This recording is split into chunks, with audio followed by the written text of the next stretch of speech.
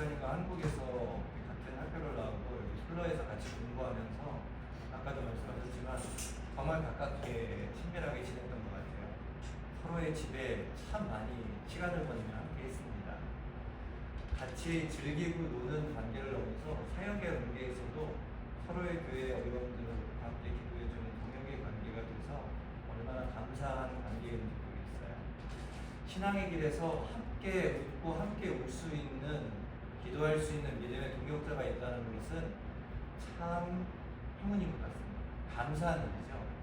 그런데 함께 기도하고 동역할 수 있는 그 누군가가 내가 배우고 쫓아갈 만한 본이 된 사람이다라면 이것은 감사한 일이 아니라 축복이라고 말할 수 있습니다. 그런 의미에서 좋은 목사님과 함께 신앙생활 한다는 것은 굉장히 큰 축복이에요.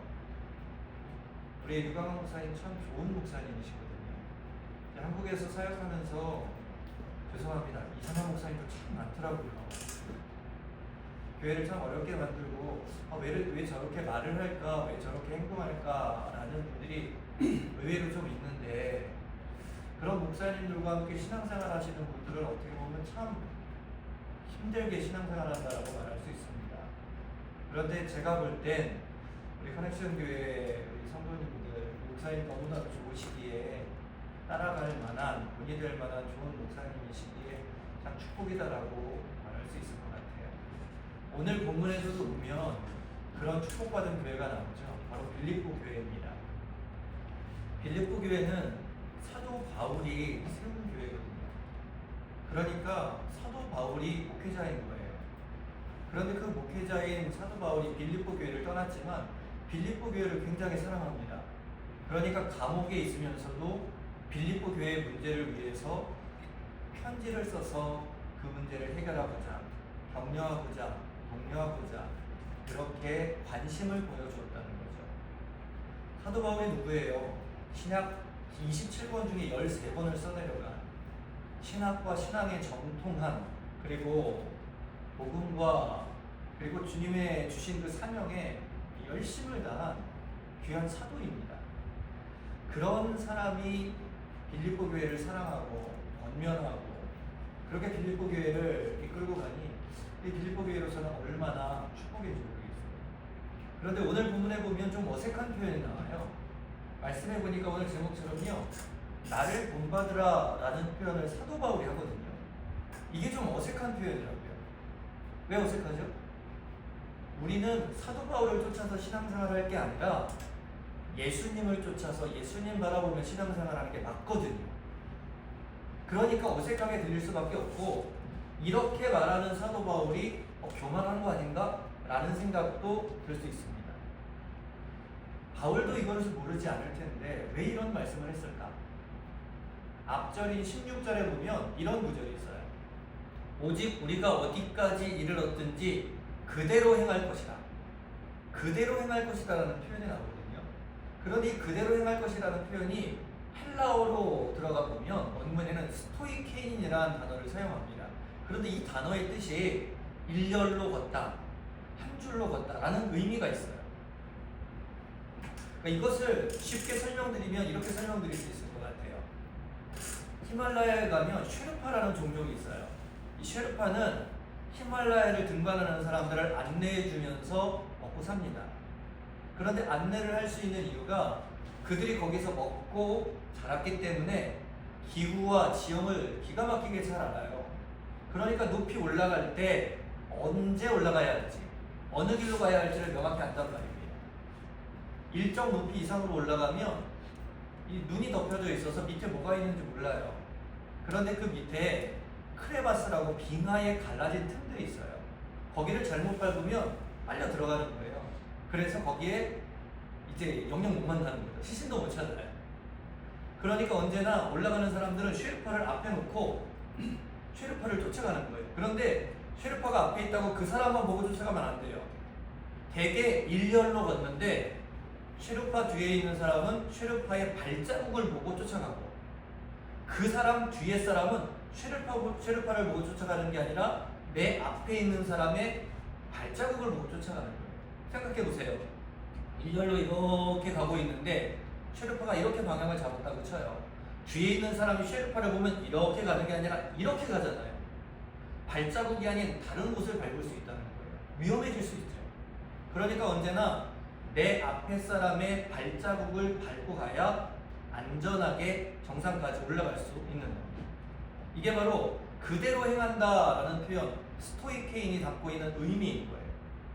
신앙의 길에서 우리는 예수님을 따라가야 한다라고 생각을 합니다. 신앙의 목표가 예수님을 닮아가는 거예요. 그런데 이 자체가 우리에게는 너무 큰 부담이 돼요. 예수님은 너무 완벽하거든요. 그런데 예수님이 말씀하시는 것을 행하기에는 이게 너무 우리랑 맞지 않아요. 아니, 오른뺨을 맞으면 왼뺨을 돌려대라. 오른뺨을 맞으면 2대 때려야죠. 오리를 가자 하는데 심리를 가라? 오리를 가자 하면 돈 받아야죠. 페이 받아야죠. 내가 갖고 있는 생각과 나의 수준으로는 예수님을 닮아가고 예수님을 쫓아가는 건 불가능해요. 그러니까 예수님을 따라간다. 너무 어려워서 처음부터 포기해버릴 그런 마음이 생긴다라는 거예요. 신앙의 길이 어려워요. 예수님 보이지 않아요. 너무 멀리 느껴져요. 그런데 그때 우리는 누구를 바라봐야 하느냐? 바로 눈앞에 있는 신앙의 선배 등을 보고 쫓아가는 거예요. 그의 발자국을 보고 쫓아가는 거예요. 사도 바울에게도 신앙의 초기, 그러니까 예수님을 위해서 내가 뭘 해야 하는가 고민스러운 지점들이 있었어요. 그의 앞길에서 그를 이끌어준 그때 신앙의 선배들이 있었다는 거죠.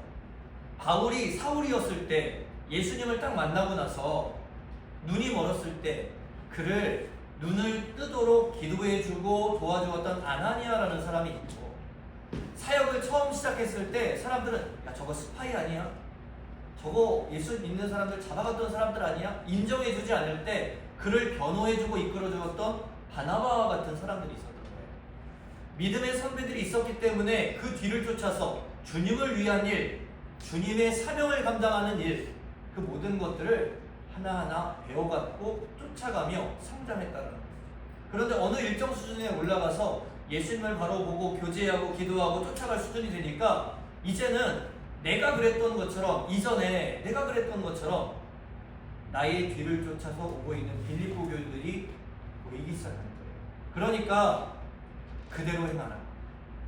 이거 나를 따라서 주님 바라보며 일로로 걷자라는 의미인 거예요. 나를 본받으라. 이거 교만해서 한 말이 아니라 이 사람들을 사랑해서 나를 보고 너희들 잘 지금 예수님 보이지 않으니까 내가 행한 길 나보고 쫓아오라. 그렇지만 이건 굉장히 부담스러운 말이에요. 내가 발 잘못 디디면 그 잘못 디딘 발 맞는 줄 알고 그렇게 쫓아오니까. 내가 예수님이 아니니까 내가 실수할 수 있잖아요.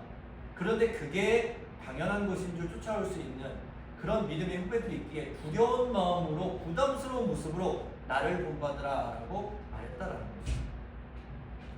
그래서 사도 바울은 나를 본받으라 라고 말하기 이전에 14절에 보면 그렇게 말해요. 표대를 향하여 그리스도 예수 안에서 하나님이 위에서 부르신 부름의 상을 위하여 달려간다. 이거 무슨 말이냐면요, 나를 본받으라 라고 말하기 이전에 내가 하나님께서 주신 사명 이거 잘 붙들고 있는지, 나의 사명, 나의 길을 점검하는 거예요. 내가 잘 서 있어야지 뒤에 있는 사람이 잘 쫓아오니까. 내 발걸음이 바르게 밟혀져야 그 발걸음을 보고 바르게 쫓아올 수 있습니다. 여러분, 신앙인은 이래야 해요. 원래 내 삶이 아무리 부족하고 내 삶이 아무리 연약해도, 내 스스로 보기에 아무리 하찮게 느껴져도요, 나를 통해서 영향을 받는 사람들이 분명히 있습니다. 그들이 내 가족이고 내 이웃이고 그리고 나와 함께하는 사람들이에요. 하나님은 그들에게 나를 통하여서 믿음의 길이 무엇인지 보이려고 나를 그들과 만나게 하시는 것이고, 나에게 선한 영향력을 끼칠 수 있는 사명을 우리에게 부여하신 거예요. 그것을 위해서 나의 가정, 나의 일터 가운데 하나님이 나를 세워주셨다라는 거예요. 바울은 빌립보 교인들 앞에서 내가 왜 여기에 있는지를 분명히 인지하고 있어요. 이들을 바르게 가르치도록 나의 사명을 붙들고 나아가는 것, 그래서 그들의 길을 올바르게 세워가는 것이 나의 사명이라는 것을 명확하게 알고 있습니다. 그러니까 두려운 마음으로 나를 본받으라 라고 말하고 있는 것이죠. 그런데 바울은 나를 본받으라 라고만 말하지 않아요. 17절에 보면 한번 보여주시겠어요? 17절에 보면 이렇게 얘기하고 있죠. 네, 맞습니다. 형제들아 너희는 함께 나를 본받으라. 또 우리로 본을 삼은 것 같이 그대로 행하는 자들을 보이라. 이게 이렇게 되어 있나요? 개역 개정 버전에서는요, 우리를 본받은 것처럼 그와 같이 행하는 자들을 눈여겨보라 이렇게 되어 있어요. 그러니까 빌립보 교인들에게 야 나를 잘 따라와 라고만 하는 게 아니라 너희에게도 너희 뒤를 쫓는 사람들이 있을 거야. 그 사람들 눈여겨봐야 돼. 이 얘기하고 있는 거예요. 지금 사도 바울은 뒤를 쫓는 사람들을 부담스럽게 생각하고 그들을 이끌 사명을 갖고 있는데 그 사명이 바울에게만 주어지는 것이 아니라 바울을 쫓아오는 사람들에게도 있다라는 것을 분명히 말해주는 겁니다. 여러분, 예수 믿는 모든 사람에게 주신 사명이 바로 이 사명이에요. 예수 믿는 사람들을 통하여서 믿지 않는 사람들이 그것을 보고 예수님을 믿도록, 믿음의 길을 보도록, 믿음의 삶이 무엇인지 알도록 그렇게 모든 사람들에게 사명을 주셨습니다. 사명이 각자 틀려요. 누구는 가정에서, 누구는 직장에서, 누구는 2사람이 있고 누구는 10사람이 있고 각자의 분량이 틀리고 각자의 색깔이 틀리다고요. 남의 사명, 남의 일, 남의 모습 신경 쓰지 마세요. 나에게 주어진 나의 사명이 무엇인지, 내가 선한 영향력을 끼쳐야 할 사람이 누구인지, 날마다 나는 그들에게 좋은 모습, 복음의 바른 영향력을 끼치며 살아가고 있는지 이거 날마다 점검해야 한다는 거예요. 여러분들이 아무리 없다 하지만 분명히 있어요. 그 영향력이 어떠냐에 따라서 나를 뒤쫓는 사람들의 신앙의 색깔이 달라지는 것이고 신앙의 깊이가 달라지게 된다는 거예요. 어느 교회에 새 가족이 등록을 했어요. 그런데 주일날 새 가족이 왔는데 월요일날 새벽 예배를 드리는데 이 새 가족이 앉아있는 거예요. 목사님 이상하다 생각을 했어요. 그런데 보니까 화요일도 수요일도 새벽 예배 때 나와 있는 거예요. 목사님이 심각하게 고민을 했어요. 야, 저 사람 신천지 아닌가? 요새는 열심히 하면 그렇게 오해하거든요. 그런데 그런 모습과 상관없이 열심히 순수하게 예쁘게 신앙생활을 하는 거예요. 그래서 목사님이 판단하기로는 아, 저 사람은 뭔가 기도의 제목이 있어서 뭔가 문제가 있어서 기도하려나 보다. 그래서 하루는 그분에게 물어봤어요. 교회에 나온 지 얼마 되지 않으셨는데 이렇게 새벽마다 기도하시는 걸 보니까 무슨 기도의 제목이 있으신 것 같은데 말씀해 주시면 제가 함께 중보하겠습니다. 그랬더니 이 세 가족이 당황하면서 얘기를 하더라는 거예요. 원래 이렇게 신앙생활하는 거 아닌가요? 알고 봤더니 그 세 가족을 이끌고 나오셨던 전도하신 분이 새벽 예배에 빠지지 않고 모든 예배를 드렸던 FM 신자였던 거예요. 그러니까 그분이 야, 신앙생활을 이렇게 해야 되는 거야. 교회를 모르고 한 번도 예배 드리지 않았던 그분을 신앙생활을 이런 거야 라고 말하면서 가르쳐주면서 끌고 갔던 거예요. 여러분, 좋은 부모님 밑에서 좋은 자녀는 만들어지더라고요. 좋은 목사님, 좋은 장로님 밑에서 좋은 성도가 만들어지더라고요. 좋은 구역장, 좋은 목자 밑에서 구역원이, 목원이, 셀 리더 밑에서 그런 셀원이 만들어지는 거예요. 그렇게 사람들은 좋은 만남을 기도의 제목으로 놓고 열심히 기도하고 그렇게 살아가거든요. 그런데 정말 중요한 것은 좋은 사람들을 만나는 것, 이것도 중요하죠. 그런데 내가 누구에게 선한 영향력을, 좋은 영향력을 끼칠 수 있는 사람이 되는 것, 이게 더 중요하다라는 겁니다. 여러분들은 그런 모습으로 살고 계십니까? 어떤 분들은 이런 얘기를 하면 목사님, 저는 남들에게 내세울 게 하나도 없어요. 남들에게 줄 수 있는, 보여줄 것이 하나도 없는데 무슨 선한 영향력입니까? 라고 말씀들을 하시더라고요. 그런데 아니에요. 하나님은요, 모두에게 주신 것이 있으세요. 내가 그것을 하나님이 주신 것이라고 인정하지 않았기 때문에 걱정하고 두려워하고 아무것도 할 수 없다고 생각하는 거예요. 아니요. 하나님은 이미 모두에게 주신 것들이 있어요. 제가 지금 여주에서 사역하고 있는데 여주에서 사역하기 이전에 7년 동안 인천에서 담임 사역을 했어요. 담임 사역을 처음 나갔을 때 그 교회가 분란이 좀 있어서 목사님이 일찍 은퇴를 하시게 된 상황이에요. 목사님이 이제 장로님과 갈등이 생겨서 교회가 시끌시끌하니까 부목사님이 성도님들 한 40분, 50분 데리고 이제 개척을 하셨어요. 근데 한국은 동네 교회, 지역 교회의 개념이잖아요. 60년 된 교회에 동네 분들이 함께 자라왔는데 교회가 이렇게 움직여지다 보니까 장로님, 원사님은 여기 계신데 자녀들은 저쪽 교회를 가고 있는 거예요. 어떤 장로님은 여기에 교회에 계시는데 권사님은 저기 교회를 나가시는 거예요. 문제가 있는 거죠. 목사님이 이제 힘드시니까 1년만 조기 은퇴하시면서 교회도 이제 새롭게 변화를 꿈꾼 거예요. 제가 딱 갔는데 저는 이제 담임 목사로 처음 사역을 하다 보니까 뭘 해야 될지 모르는데 다들 초롱초롱하게 저만 쳐다보고 있는 거예요. 여태껏 좋은 목사님 모시게 해달라고 저녁마다 기도하셨대요. 그런데 제가 딱 오니까 저녁 기도가 끝났어요. 아, 우리는 다 할 거 다 했다. 이거 목사님 차례다. 이런 거죠. 그래서 저는 이제 큰일 났어요. 뭘 해야 될지 모르고 어떻게 해야 될지 모르고. 그러니까 기도부터 했죠. 하나님, 제가 뭘 해야 됩니까? 아무것도 할 줄 모르고 해본 적이 없는데 지금 여기서 내가 어떻게 뭘 해야 됩니까? 그런데 생각해 봤더니 할 수 있는 것들이 참 많이 있더라고요. 왜냐하면 그 담임 사역을 나가기 전에 서울에 있는 신천교회라는 곳에서 7년간 사역하면서 다양한 사역들을 참 많이 했거든요. 교회가 사역이 참 많은 교회였어요. 성도도 많았고 그러다 보니까 이것 저것 다양한 경험들을 많이 했어요. 심지어 장례 일주일에 8번도 치러본 적이 있어요. 성도가 많으니까. 모든 것들을 다 해본 경험들이 제한이 있더라고요. 다운사이드에서 이 상황에 맞게 이것만 바꿔서 그렇게 하면 되겠더라고요. 그래서 성경 공부도 예배도 모든 활동들을 하나하나씩 만들어가기 시작했어요. 그러다 보니까 교회가 안정되더라고요. 처음에 갖게 되는 그 마음, 나는 아무것도 못해요, 아무것도 없어요 했는데 하나님은 아무것도 없는 것을 요구하지 않으셨어요. 하나님은 아무것도 없는데 사역을 요구하지 않으셨다고요. 하나님은 제게 있는 것을 사용하기를 원하셨죠.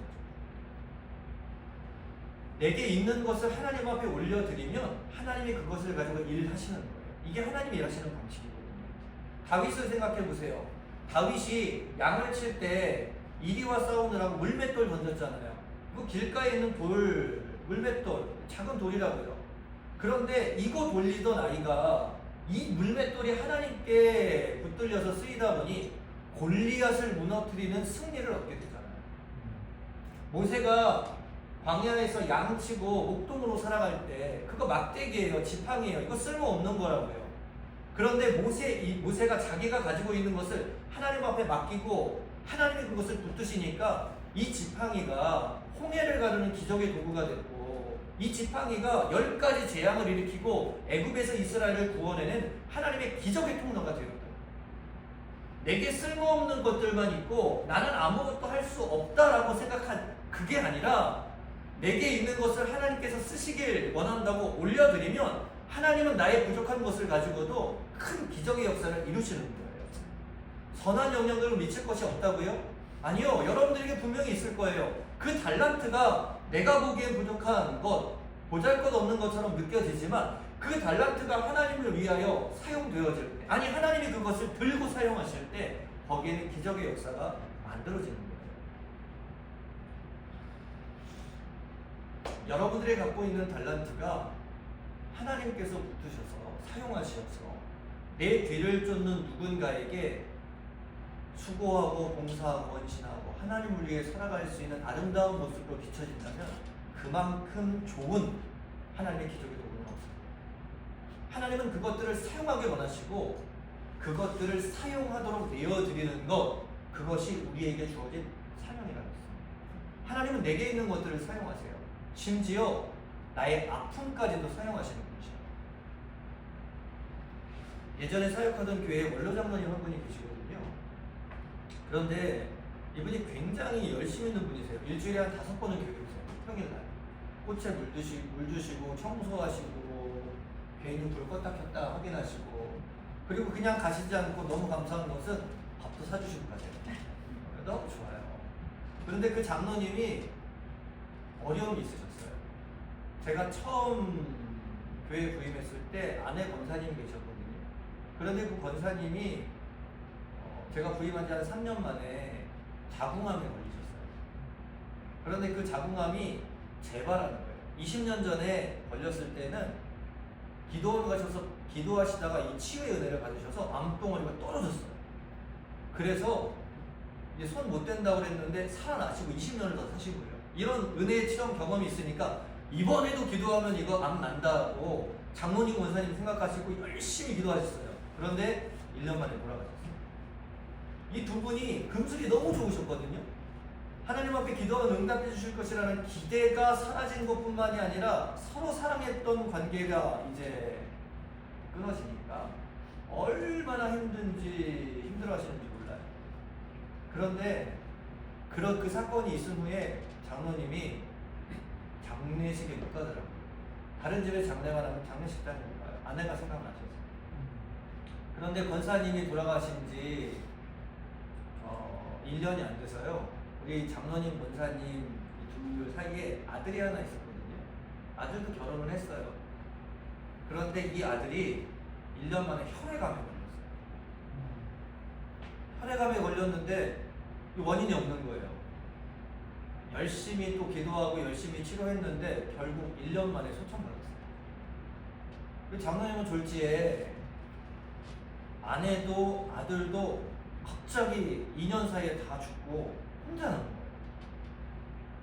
장로님이 대표 기도를 종종 하시는데 그런 거예요. 목사님, 저희 이제 대표 기도에서 빼주세요. 강대상에 못 올라가겠어요. 사람들이 저를 보고 계속 수근수근 거려요. 예수님 그렇게 잘 믿었는데, 교회를 위해서 그렇게 헌신했는데 왜 이 가정이 이렇게 됐냐고. 그게 너무 느껴지고 들려서 남들 앞에 서는 게 너무 힘들다는 거예요. 장례식에 못 가는 거는 당연한 일이고 사람들 앞에 못 서시겠다. 그 마음을 이해하겠더라고요. 저도 속상한데 당사자는 얼마나 힘들겠어요. 그런데 그 당시에 우리 그 아들 집사님 돌아가시기 전에 벌써부터 암에 걸린 구강암 말기에 걸렸던 집사님이 계셨거든요. 그런데 정확히 아들이 소천 받은 뒤 한 달 뒤에 구강암 말기 걸렸던 집사님이 돌아가셨어요. 아내 되시는 집사님은 팽액 상태예요. 가서 위로를 하고 예배를 드려도 울기만 하지 뭔가 위로도 안 먹히고 말씀도 들리지 않고 그냥 팽액 상태예요. 한국은 장례가 일어나면 장례식장에 가서 장례 스케줄을 다 정리해서 교인들에게 텍스트로 다 날려요. 문자 보내요. 그리고 이제 같이 참석해달라고 독려하는 거죠. 그런데 이 텍스트로 장례 일정을 다 보내고 나니까 가장 먼저 그 장로님이 전화를 주셨어요. 목사님, 제가 입관 예배를 드릴 때 그 예배 때 기도하게 해주세요. 장로님 괜찮으시겠어요? 제가 왜 이렇게 물어봤냐면 아들이 죽었을 때 장례식장 빈소 똑같은 장소에서 돌아가신 집사님이 장례를 치르고 있었거든요. 입관을 하면서 마지막 이제 영하기 전에 얼굴을 되게 보는데 그 얼굴이 잊혀지지 않아서 한 달 동안 잠을 못 주무셨던 분이셨거든요. 그런데 그 빈소에서 예배를 드리는데 기도를 한다. 이분이 감당할 수 있을까 걱정이 드는 거예요. 장로님 괜찮으시겠어요? 그랬더니 오시겠다는 거예요. 입관 예배를 드리러 갔어요. 집사님 위로하려고 그렇게 해도 먹히지가 않아요. 그런데 장로님이 오셔서 그 집사님 어깨를 토닥거리면서 집사님 괜찮아. 우리 문 집사님 하늘 천국 가셨어. 괜찮아. 하나님 안에서 기뻐하면서 뛰어다니면서 즐겁게 계실 거야. 장로님 한마디에 이 집사님이 확 풀리는 거예요. 아무도 위로해 줄 수 없었던 그 집사님의 아픔이 이 장로님의 말 한마디로 싹 녹아내는 거예요. 온 성도가 장로님 한 분이 거기에 온 그 사실 하나로 은혜가 되었고요. 장로님 하나 때문에 많은 이들이 신앙은 이런 거다, 믿음은 이렇게 살아야 되는구나 라는 것을 깨닫게 됩니다. 누군가의 한 걸음, 누군가의 삶은 뒤쫓는 사람들에게 보잘것없이 느껴질지도 모릅니다. 그런데 하나님은 보잘것없는 그 사건과 삶의 모습을 통해서 어떤 누군가에게는 신앙은 이렇게 걷는 것이다, 믿음은 이렇게 지켜내는 것이다, 이런 상황에서 어떻게 대처하는 것이다 라는 메시지를 분명히 주신다. 오늘도 그런 메시지의 메신저로 하나님은 각 사람이 사용되기를 원하시고 그것을 위해서 나의 삶을 올려드리기를 하나님은 원하신다. 사도 바울은 나를 통해서 빌립보 교회들이 어떠한 길을 걷고 어떠한 삶을 살아가야 할지, 내가 어떻게 서 있어야 할지를 분명히 알기에 오늘 두렵고 또 그들을 사랑하는 마음으로 나를 본받으라 라고 말하고 있는 것이죠. 여러분들에게도 길을 쫓는 사람들이 있습니다. 오늘도 나를 바라보는 그 누군가, 물론 나는 예수님을 바라봐야겠지만 그리고 그 뒤를 쫓는 믿음의 후배들을 생각하며 스토이크 주님을 바라보며 한 줄로 걸을 수 있는, 뒤를 바라보며 믿음의 후배들을 항상 걱정하며 그렇게 믿음의 걸음을 함께 걸어갈 수 있는 여러분들 모두가 되실 수 있기를 주님의 이름으로 간절히 축복합니다. 함께 기도하겠습니다.